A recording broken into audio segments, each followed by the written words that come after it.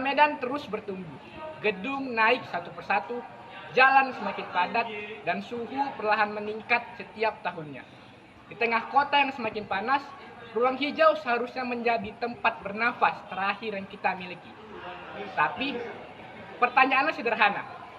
Apakah taman hutan kota di Medan benar-benar membuat kita bernapas?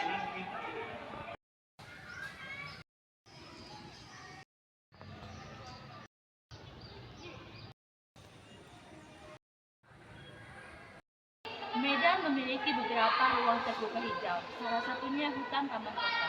Secara konsep, hutan taman kota merupakan paru-paru kecil yang mampu menurunkan suhu, menyerap polutan, dan memproduksi oksigen. Tetapi kondisi di lapangan menunjukkan cerita lain.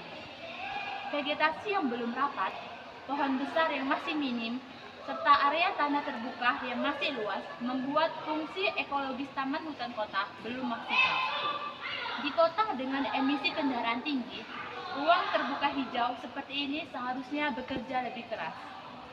Menurut data RTH Medan, tahun 2024, Medan memiliki ruang terbuka hijau yang luasnya masih belum ideal jika dibandingkan dengan kebutuhan kota besar.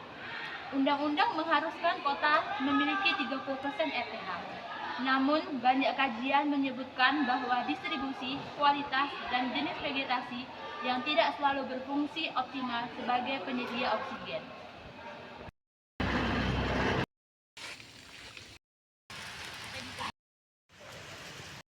Ketika kita masuk ke dalam kawasan taman hutan kota, kita akan menemukan kenyataan bahwa 1.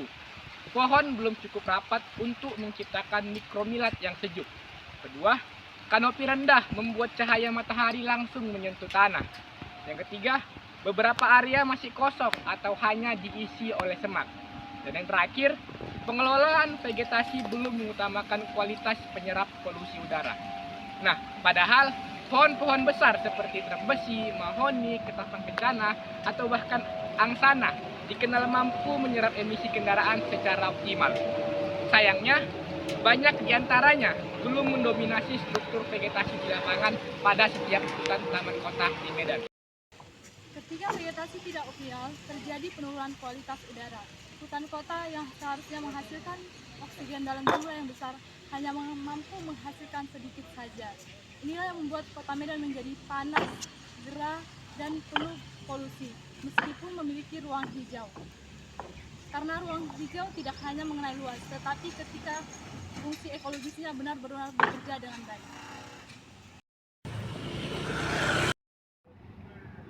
Mengapa taman hutan kota belum maksimal? Ada beberapa penyebabnya. Yang pertama, pengelolaan vegetasi belum tertata, jenis pohon tidak dipilih berdasarkan ekologis. Yang kedua, RTH terfragmentasi tidak terhubung sebagai koridor hijau.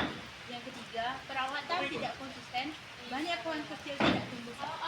Yang keempat, tekanan pembangunan, ruang hijau sering menjadi pilihan terakhir bukan prioritas. Semua ini membuat fungsi hutan kota menjadi setengah hati.